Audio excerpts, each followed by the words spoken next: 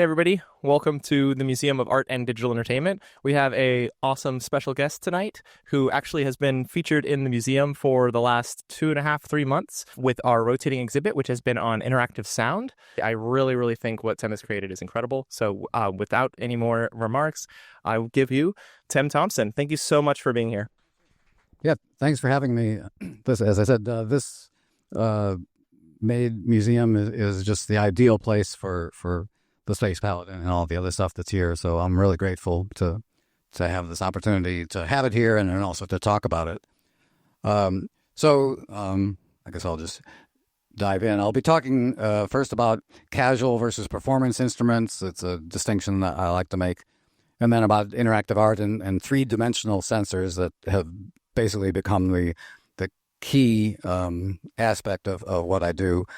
And then the two versions of the Space Palette that I've developed over the last, I guess, 2010 and 11 was when I first started. So it's been going on for about a dozen years. So I like the phrase, the term casual instrument. It's completely analogous to the term casual game. So casual games, have very few semantics. They're immediately understandable and yet very engaging, immediately entertaining, and they're very popular. And so I would love to see more casual instruments, which are musical instruments with the same style, just immediate satisfaction. You don't need to learn much about music in order to play them. People, I think, just listening to music, even if you don't play an instrument, you develop a kind of an innate feel about music in general. And if you're given an instrument that requires almost no learning, but is expressive, you can express that musical instinct you've developed by listening to music. So anyway, casual instruments, very simple, discoverable, hardly any instructions. And it's important to me that the person playing it understands what they're controlling. A lot of instruments can be very indirect, or the things you do have an impact, but it's very nebulous. Somebody has to tell you, oh, this is controlling the reverb or something like that. So it's my goal is to make what you're doing to be immediately obvious to the person who's playing it, and that when you're playing it, an instrument is something that every person sounds different when they're playing an instrument. So that's key to me, is that it's not fixed. You're not on rails like in a game. It's more of an open world kind of thing, and yet it has potential for deep exploration. So I'm distinguishing casual instruments from performance instruments, which are your typical instruments where you may have to learn and understand more about the musical things you're doing. That's the typical instrument these days, that people spend years, learning how to play. And there's a lot of rewards in putting in that effort. But my goal is to do the opposite, to have immediate results that are enjoyable. So I've developed, back in the last century, quote unquote, I used to do a lot of algorithmic music software for myself. I developed a programming language for MIDI. So I did a lot of software only kind of stuff. But then I went to Burning Man, and that opened up the opportunity to create physical things, interactive installations that people can actually interact with. So, and my goals with the kind of physical interfaces I create is that the same interface can be used both for the casual instrument as well as the performing one. So the same physical instrument, but it may have a different GUI. There's a touch screen on the latest one.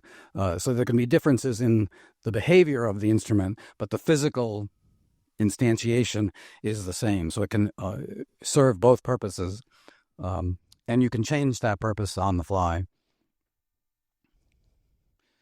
So as I said, I went to Burning Man, and the second year I went to Burning Man, I created this installation which use these PlayStation dance pads.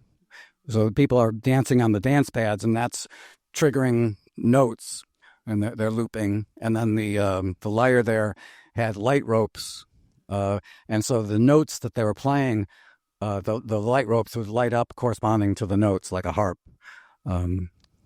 So that was 2003. 2009, I went way overboard and did this. The theme that year was evolution, and so the 2001 Space Odyssey, the monolith in 2001 Space Odyssey, triggered evolution in the apes. So this was monolith 2.0, and on one side it had this incredibly complex musical instrument, and on the other side it had a chalkboard and chalk that you could just draw on it. So it was two sides, one simple, one really complex. So that was quite an experience. Then this was the first installation I did that combined visuals, graphics, and music simultaneously, and the person using the installation controlled both. I can give a brief...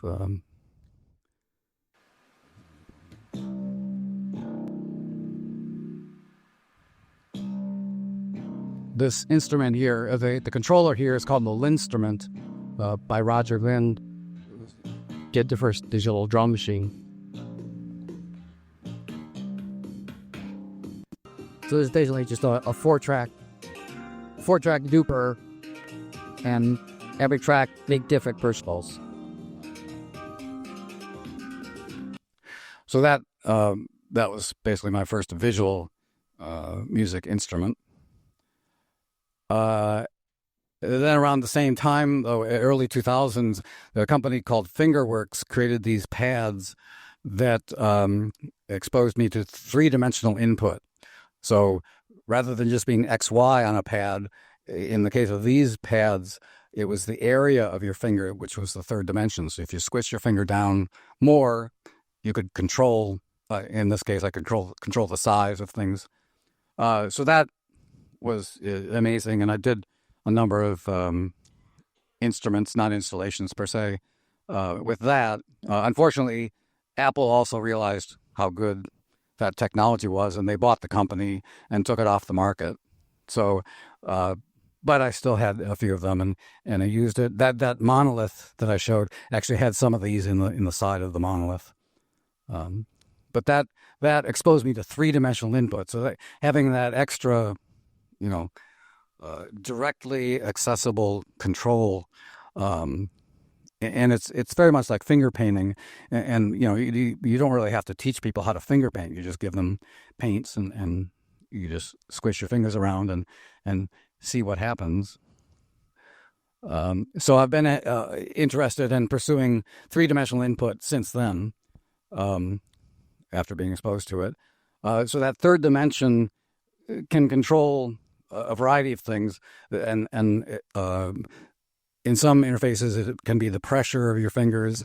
The third dimensions could be a scroll wheel or something, or the area of the finger, vibration. But it's a very, at least it lets you create a very natural, expressive input. So that's what I've been pursuing, and especially in graphics, it's a very natural thing. I mean, finger painting, and for the graphical stuff with these pressure-sensitive pads that I'll show in a second, it's very natural. For the harder you press, the bigger stuff gets. So there's some very natural correlations between what you do finger-wise, pressure, movement, and the sounds and graphics that come out. And I try to make those very natural correlations so it's immediately obvious to the person, what they're doing. So there's a number of three-dimensional input sensors that I've played with, starting with the Fingerworks. The Microsoft Kinect, you might be familiar with. That was the three-dimensional camera in 2010. It was the fastest selling consumer product ever, I think, at the time. So that was pretty amazing, and that was the basis of the first space palette I'll show you. But there's been other three-dimensional cameras that either have stereo vision built in to get that third dimension, or they can have special infrared, what they call structured light, where the camera projects infrared dots all over you, and it's got another camera that looks at those infrared dots, and by doing triangulation, essentially, it can figure out the depth of everything it's seeing. So adding this third dimension, and it essentially gives you an image where every pixel has a color, which, we're all familiar with that, but every pixel also has a depth value.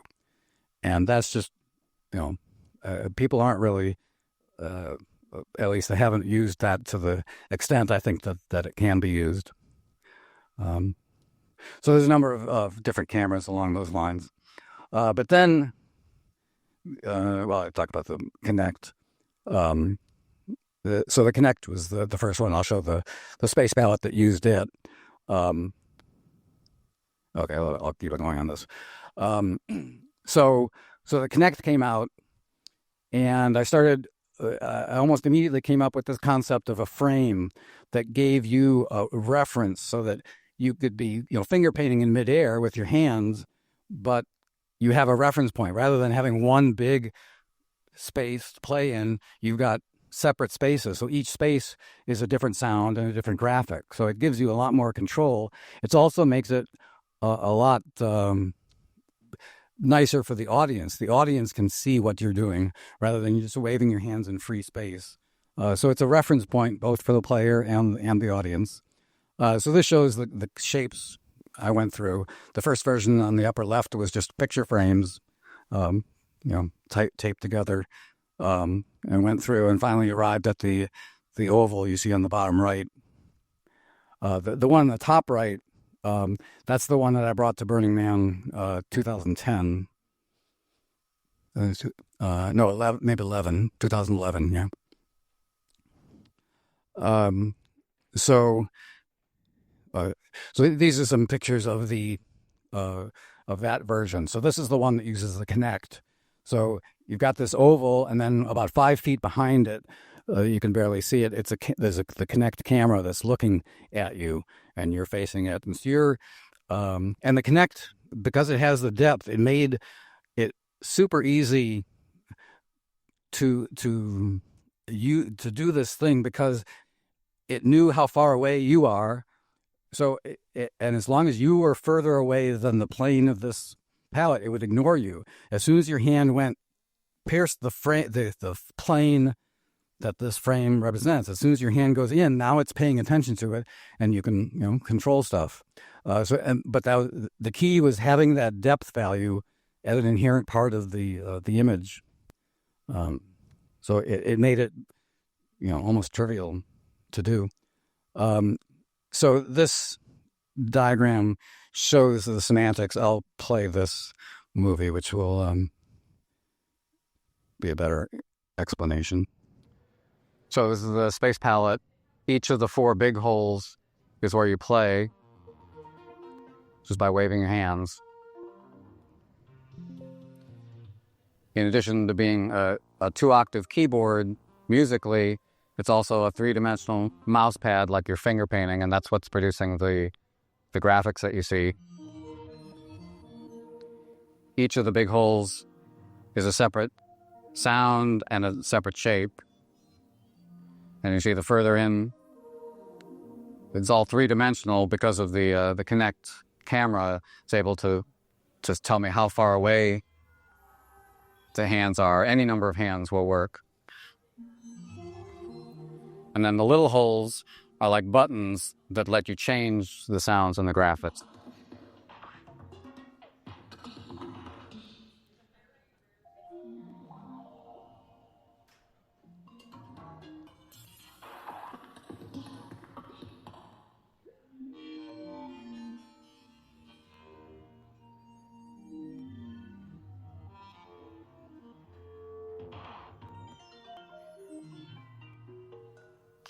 The one additional detail is that if you're down toward the bottom of a hole, it's quantizing notes to quarter notes the middle to eighth notes, and the top to 16th note. So if you wave your hands, you get a nice variety of timing, so that contributes to the musicality of it. The other thing is that all the notes are forced onto a given scale. So basically, no matter what you do, it sounds musical, but you're still in control of the notes. There's no pre-recorded loops or anything. So you're playing low notes here, high notes here. So you've got 4 different instruments, 2 octaves of each, and you can do whatever you want to. So that was the first Space Palette with the Connect. As I brought that to Burning Man in 2012 for the first time, and it was very popular. And I brought it to Burning Man 3 or 4 or 5 times since then, and other festivals up and down California coast. So it's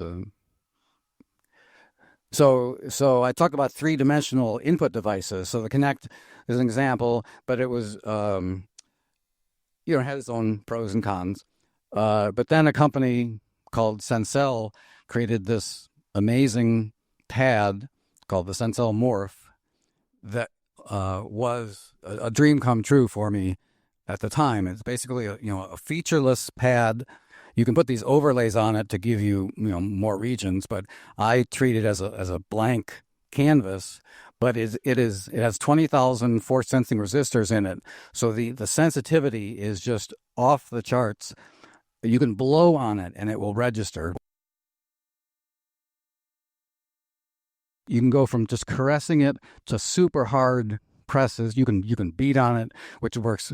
It is very good for installations. The kids, can't. I've never had one fail.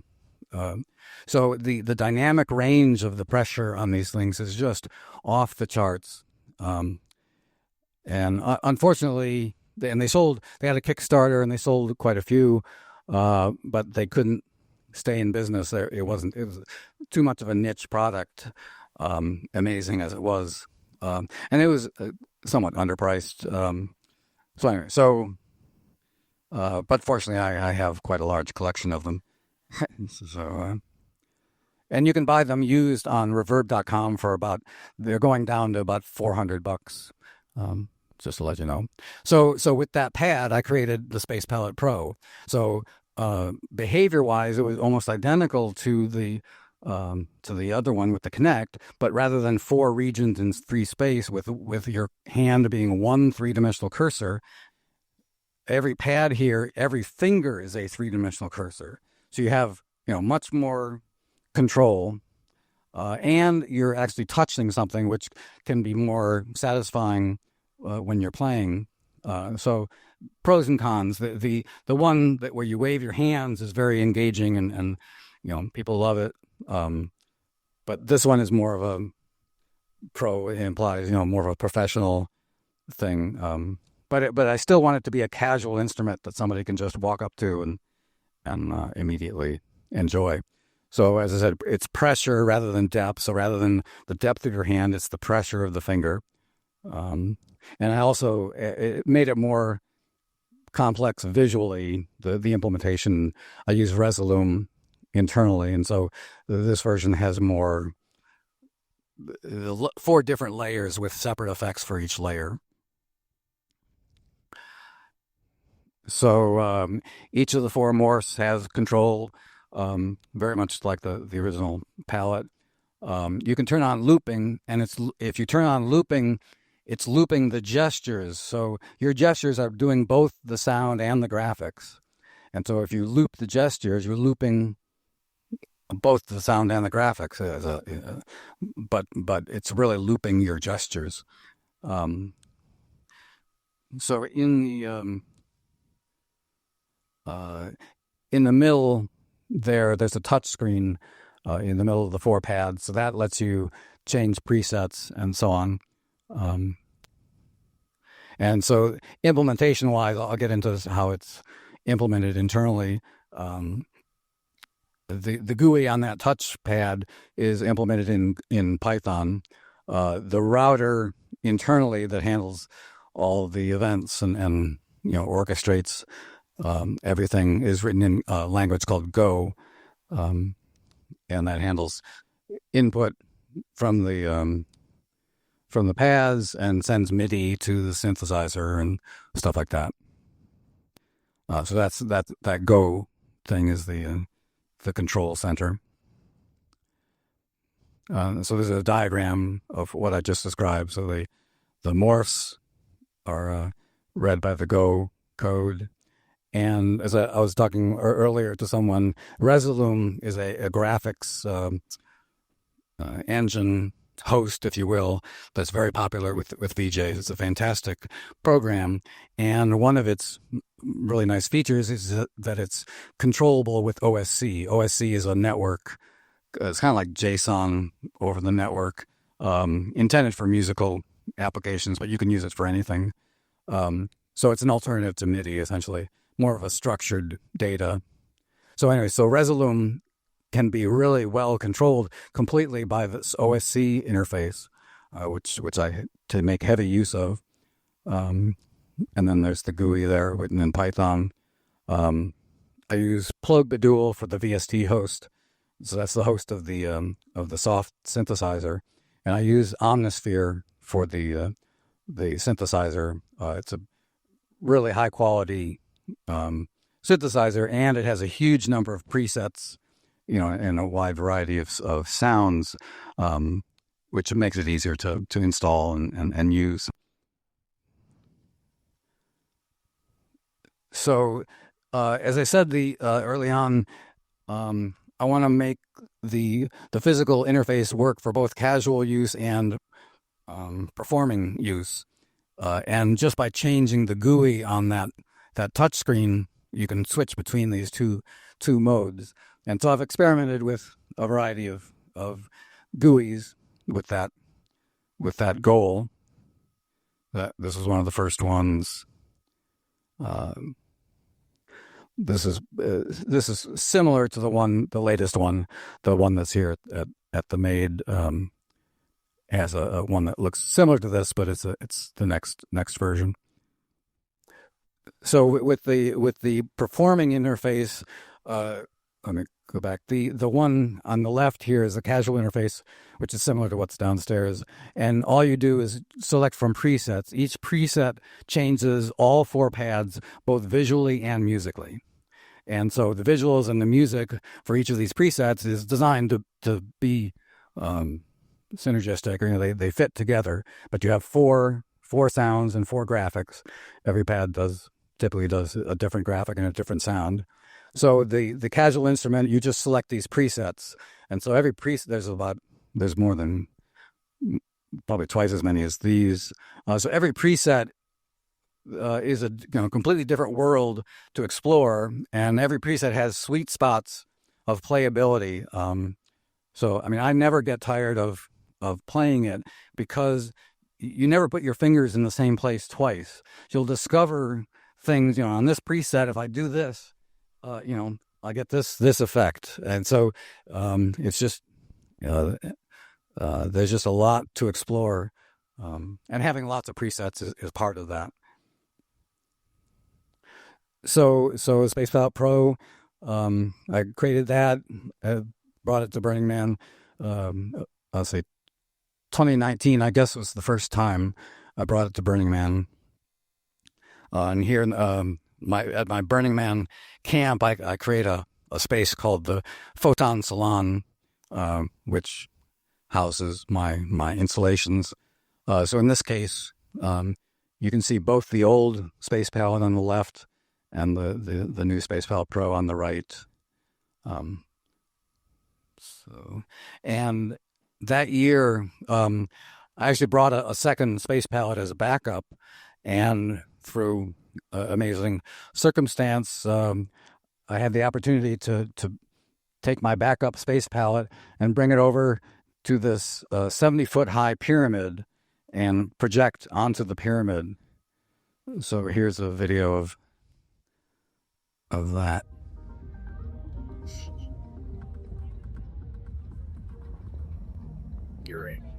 Unfortunately, it was only the visuals, which is cool. The sounds I was generating weren't audible to most people.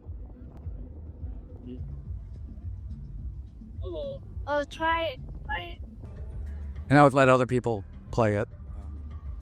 He's on the pyramid.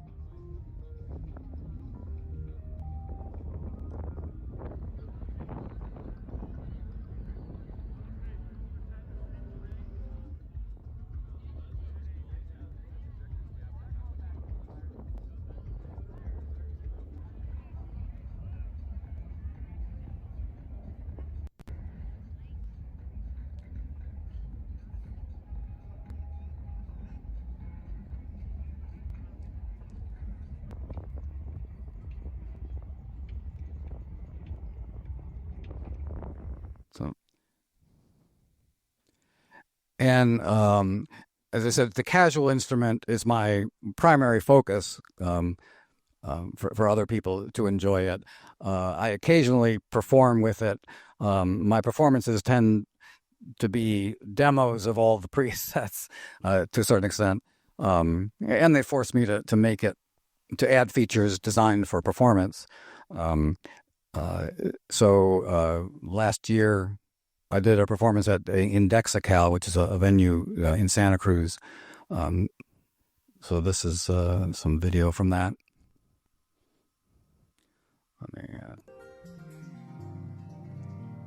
So in the lower left, you see me mixed in there, and you can see me playing what you're seeing on the screen.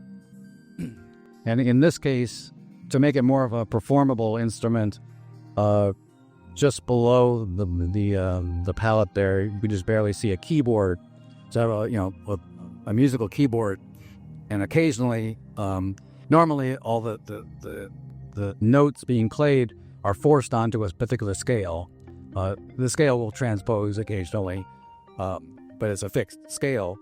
But when I'm performing, if I put this keyboard in front of it, now I can change the scale dynamically. So whatever chord or set of notes I play on the keyboard, that's what I'm strumming with the pads. And I can change that on the fly. So that along with looping really makes it a fairly complete performance instrument.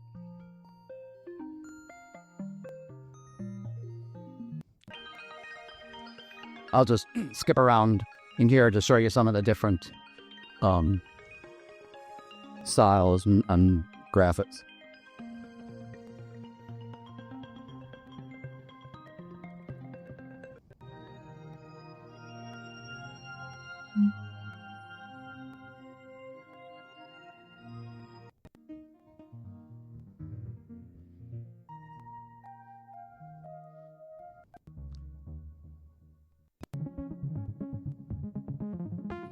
So everything you're seeing and hearing here, you can actually do on the Space Palette Pro that's downstairs here.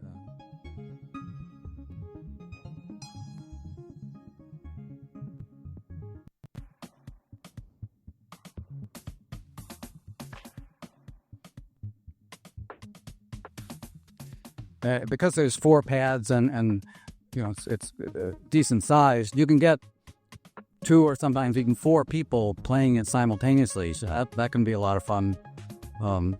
It can make it difficult if you know how it works, then you can play with other people. If you get 4 people who don't know how it works and they're all using it simultaneously, nobody has any idea what's going on because you got 4 people and they don't know what their fingers are doing, what the other person's fingers are doing.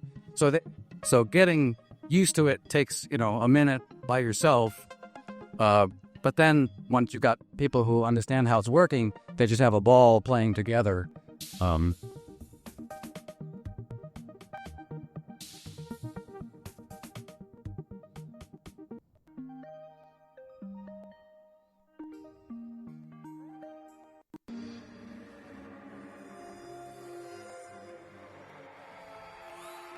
one of the satisfying things about these pads is both the dynamic range and also the resolution. So you can vary the pressure just very gradually. This isn't like MIDI, and one of the reasons why is these pads, when they were marketed, they were marketed for MIDI, which quantizes things to 128 steps. And so it's cool for that, and you have these overlays. But these pads are so incredibly sensitive, and continuous control that it's really, well, doesn't give it justice unless you attach it to something that has that same kind of resolution.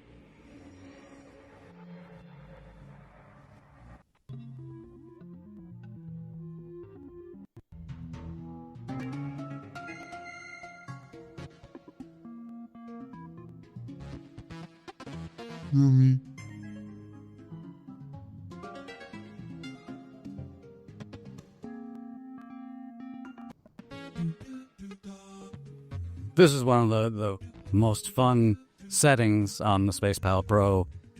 Has these vocal samples, and they're responsive. And you just put down 3 or 4 fingers, and you get these chords, and you just move one finger at a time, and you get these continually evolving chords. And with the it's kind of scat singing.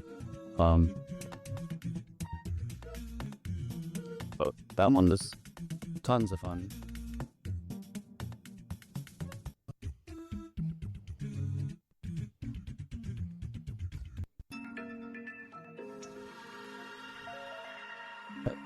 And some of the presets, I have kaleidoscope kind of things, which are very nice and fun to play with, although they kind of make it difficult for you to tell what you're controlling. So I try not to overdo that. The kaleidoscopes are always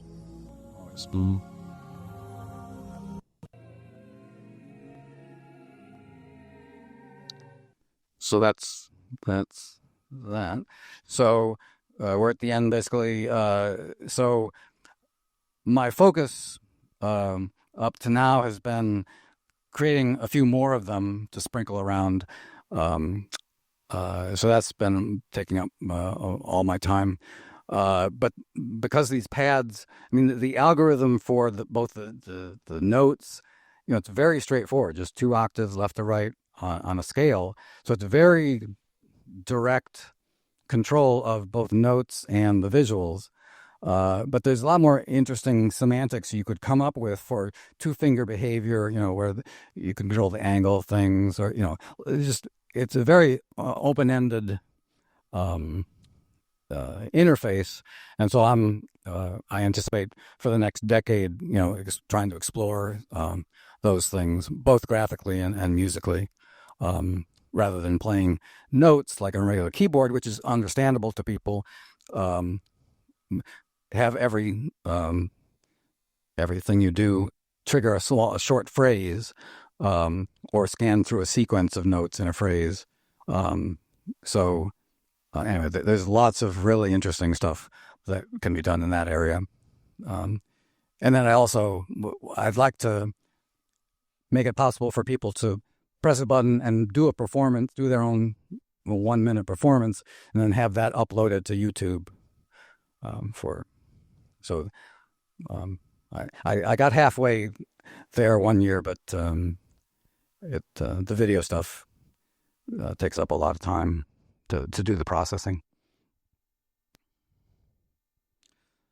So that's it. If you go to spacepalette.com, you can find lots of documentation. I've open sourced all of the stuff that I've developed. It uses commercial software for the Omnisphere is the soft synth, and so on. So, but everything I've developed is open source, including the plans for the case. So you can find that at spacepalette.com. And on Twitch, there's a Twitch channel called Photon Salon, all one word. And I have a Space Palette in my house that's basically broadcasting 24/7, random. It's the attract mode of the Space Palette. If nobody's playing it, it plays itself. So this Space Palette is playing itself 24/7 on that Twitch channel. So you can go to that Twitch channel and see what it does. So that's it. Any questions? You saying that the pads were sensitive from everywhere from like a Keras to a broadcasters, right? Mm-hmm. But it's not velocity. It's not affecting the volume. It's resolution and many else. Right. So it doesn't give you. You'd have to. Velocity would be hard to get. The actual velocity. So it's the pressure. If you sample the pressure over time, you can, but that would be hard, and you might not. It doesn't even. It's slightly squishy, so there's not a lot of travel. So getting velocity would be hard. I guess what I was saying is it's not merely affecting the volume, but it's actually kind of responding to triggering resolution. Yes, it's typically in the musical control, the pressure is typically controlling either vibrato or volume or a filter. So basically, those three things, and those are fairly obvious to a person hearing it. Whereas there are other instruments. If it was controlling, let's say, reverb, that's a very subtle thing that would be hard for a person to understand unless they're told. So that's pressure musically. Pressure graphically, it's just the size, which is completely natural, and the dynamic range lets you go from tiny. You can use your fingernails to get individual points, and then your whole hand. So the dynamic range of the graphical size you're controlling, is quite large, and very pleasing. So, Rick, you ever thought about maybe making an app version for Vision Publish? Then you can have an immersive space. Oh, yeah, absolutely. Yeah. So, no question. And if it's in the 3-dimensional stuff, I like to use devices that who have drivers that don't get in the way. So I want the raw data from these devices. And fortunately, the Stencil Morph has an incredible C API that lets you get at the raw data. If I was limited to what it produced as MIDI, it would be not usable for me. So with the Vision Pro, what I want is raw access to the camera data that's coming in, and Apple is not inclined to do that. So they always put themselves in between for a variety, some good and some, from my point of view, bad reasons. But there are good reasons for it as well. So their products typically aren't as open as the kind of devices that I'd like to use.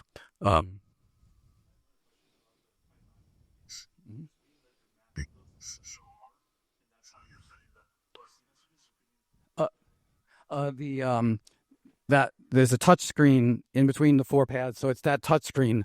Yeah, so it's the visuals and the interactions on that screen are.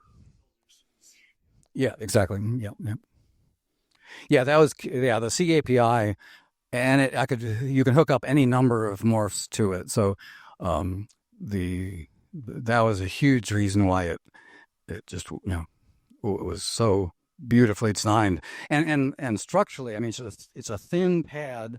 There's another product that's just has recently come out in the last couple of years, a company in France called Embodme, and it's ERAE is the name of the device. The Era Touch, and the new one is Era 2. It is a larger thing that's almost as sensitive, and it has a low-res LED display embedded in it. So rather than having a touchscreen on the side, the pad itself is the touchscreen. But it's very pressure sensitive, multi-touch. They have very good support for doing user interfaces on the pad. So the Era Touch by Embodme is a very, very excellent, and they just produced a second version, and I hope Apple doesn't buy them.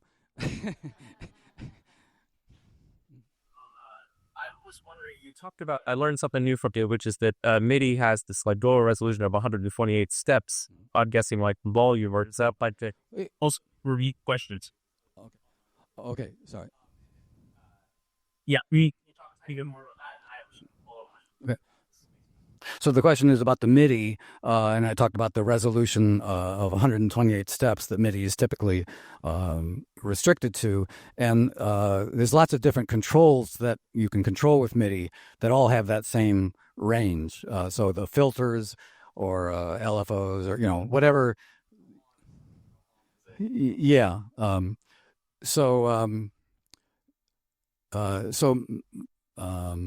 There's a MIDI 2.0, well, even before MIDI 2.0, there's a MIDI MPE for multi-pressure. polyphonic expression. So that's essentially compatible with MIDI 1.0 and lets you do interfaces where every note has a different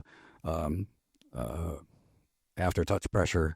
So and MIDI, there's a MIDI 2.0, which is, has bells and whistles beyond anything. Yeah, but anyway, so there are newer versions of MIDI which have more resolution. So it is being fixed. We actually try to scan it. It's just wow, it's ridiculous. But then it can have a 5 kilogram weight on it. That's like quite a bit, or the pressure. And so, how do you end up dealing with that range? What do you end up? What is the resolution there? Is it below and if touching it is 0, and then below and moderate is somewhat? Is it going? Well, there is a limit. So the question is about the pressure and the dynamic range of the pressure, which is so amazing. And how do you get that information out? The answer is you get it out as a floating point number. So which gives you the resolution. It is still, I forget, there's a maximum value, but it's a floating point to that maximum value. So you have the precision, if that's the right term, along that axis. But there is a limit, but it's a very, you have to really press hard to hit that limit. Well, as you perform it, you'll press a little bit harder for 200 steps, or able really take advantage of that. Right. I mean, and that's a good. So the question is, as a performer, how much control do you have? So a lot of people, I get the question, how do I play a song with it, or can I play Bach with it? And that's like saying, can you play Bach with a drum or something? It's not an instrument for note by note repeatable stuff. So my performances are very improvisational, and it just fits that. It's that kind of instrument. So repeatability. In fact, that's one of its advantages, to be honest, is that you never put your fingers in the same place twice or with the same pressure. So what you're seeing is always different. So and some of the settings, you get very moire patterns, lines that have interference and so on. And so the slight, you can put one finger down and just vary the pressure just a little bit, and you just get endless variations. I went to one festival, Lightning in a Bottle, and I set up the old space palette with the waving your arms, and there was a guy who stood there for about 20 minutes with his arms in one place, and he was on this setting, that was endlessly, and he, to be honest, he was tripping his ass off, and I actually tried to tap him on the shoulder. He actually growled at me. So I let him, be at that point. But it shows how, anyway, it's captivating it is with very little minor variations. I got more questions. The question is about the computer. It's a Windows machine because of the Omnisphere soft synth, and I have, in order to make all the sounds instantly available, no delays at all when you switch. In order to do that, I have essentially 96, 12 or 16 instances of Omnisphere. Each one has about 8 sounds. Yeah, so minimum. So I always have 32 gig of memory. That's 16 gig is not enough.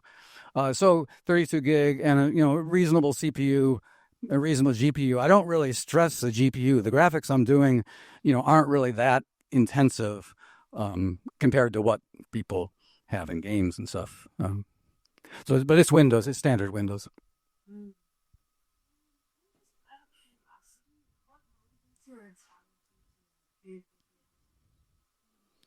So the question is what inspires me. Well, Burning Man was a big inspiration. So before Burning Man, I created software doing algorithmic music stuff for myself. After Burning Man, I I was completely motivated and to create things for other people to use. So that's the motivation. And Burning Man and places like the Maid, are opportunities to deploy the things I create. So that if Burning Man didn't exist, I wouldn't be as inspired to build this stuff. Just watching people play this stuff, it's just, the reward is incredible. And it's also very entertaining for other people to watch, especially the big one. So just watching people play it is the reward, and very inspiring.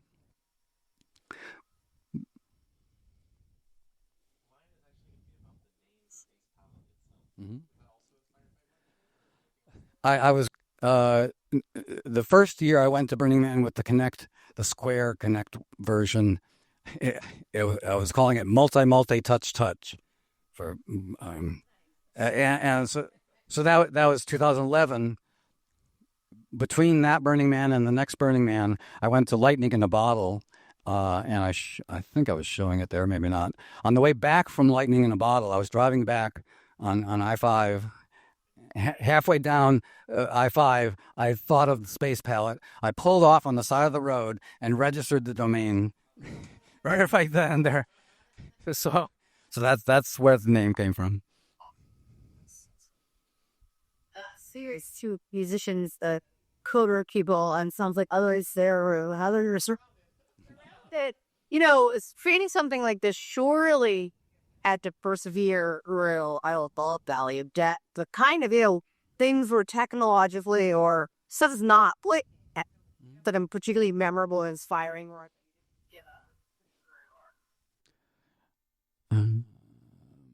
The question is, what was the biggest hurdle I had to endure in creating this stuff? There's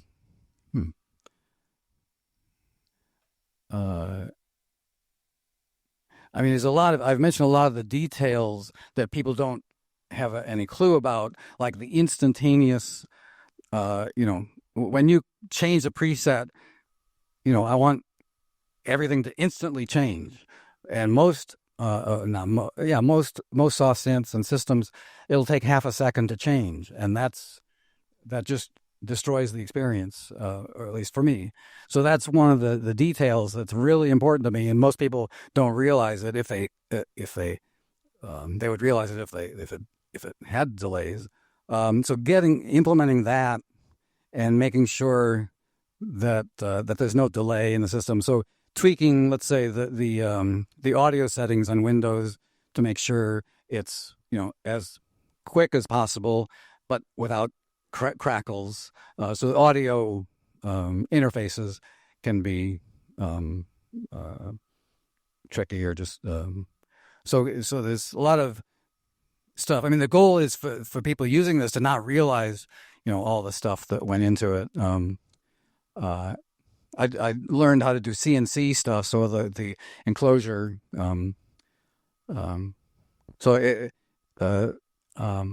But nothing.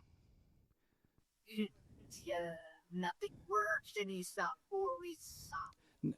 No, yeah, I don't recall any instances where the problem existed or I didn't know what the problem was. It may take me months to fix it or something. So your strict pop up belong.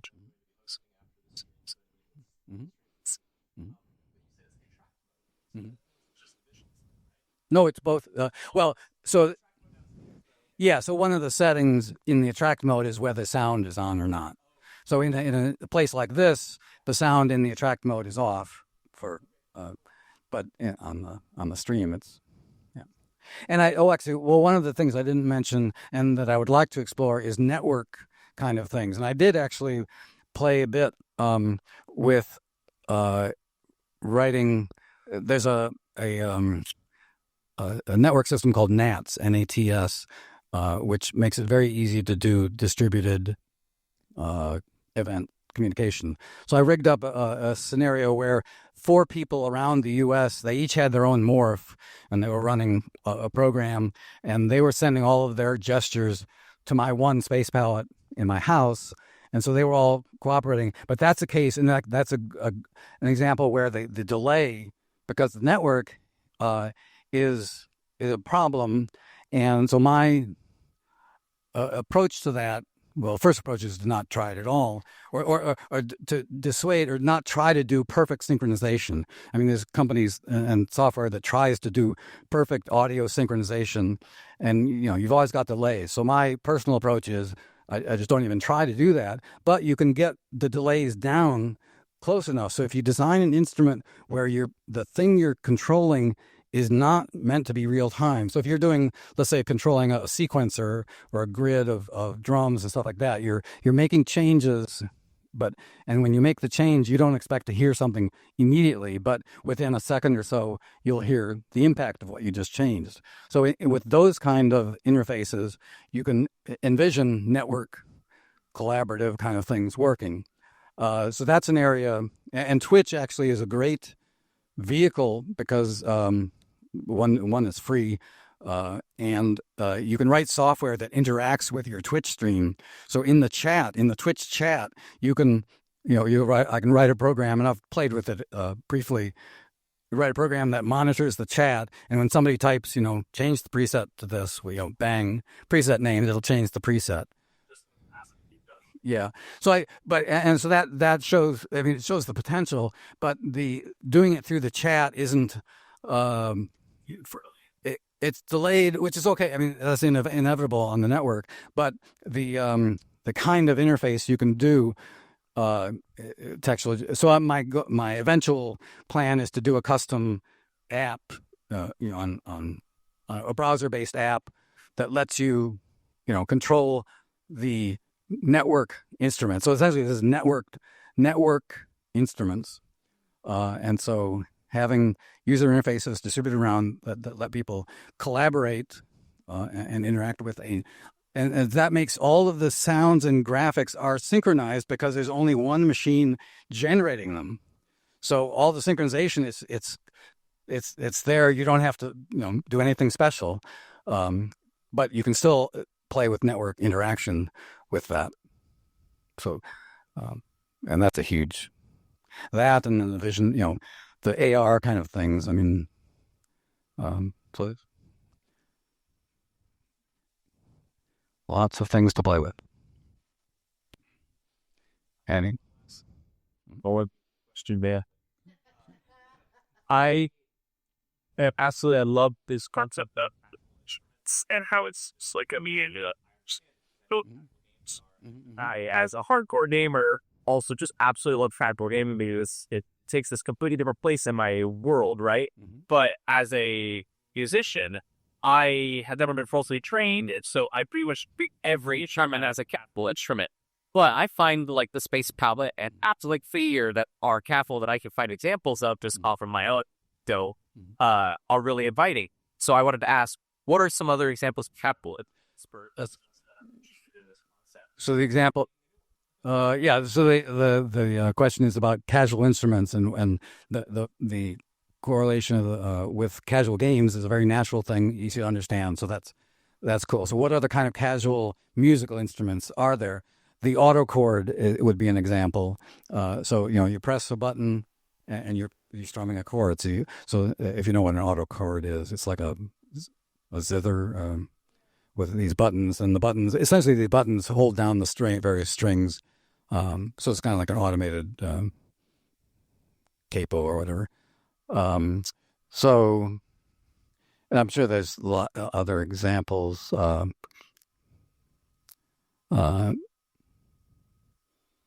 Not thinking of any off, but Are you? What? Space-based Palette Pro 2, or like just something else tangent in boys? The question is, what direction am I going in, or what do I have plans for some Space Palette 3.0 or something? The answer is no, partially because I've put so much effort into this particular platform, and it's so enjoyable for people to play. My primary focus is to make a few more of them so that other people can experience them. So that's and in parallel with that, because it's so open-ended, I talked about the two-handed kind of expression. So there's so many ideas that can be explored with this completely open platform, if you will. So I don't anticipate creating a new platform. The Vision Pro or the AR stuff, I mean, that's a very enticing, target. And fortunately, they're still evolving and not as open. So that'll be once an open version of AR kind of stuff is done. A virtual version of the space palette that you wave your hands at is completely natural and will be, kick-ass. And I suspect somebody else will do it before me, which is fine. There's no more questions. I have a final question, which is, other than here at the museum, where can you play space power? Where can you learn more? So there's one down in San Jose in the Collide Gallery. Collide is only open like three days a week. And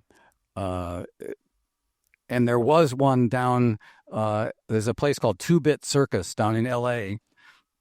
And they had a big arcade space with VR games and so on. So there was one of the original space palettes, the Kinect one, was down there for a year or so. And then recently, a Space Palette Pro was down there. Unfortunately, it wasn't quite as reliable. So I took it back recently. But as soon as I can, I'm actually kind of redesigning the base to be a little more maintainable. So I anticipate 2-Bit Circus down in LA will get one within the year.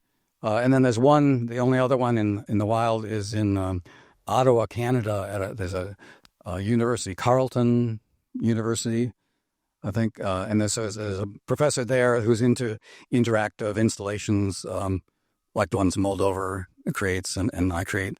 So he has one there. My goal this year is to create Carleton. So my goal this year, hopefully, is to make like 4 or 5 more.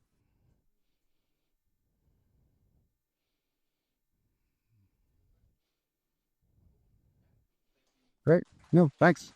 Yeah, appreciate it. And thanks again to Mason and everybody here, because this is such an amazing space. I couldn't be happier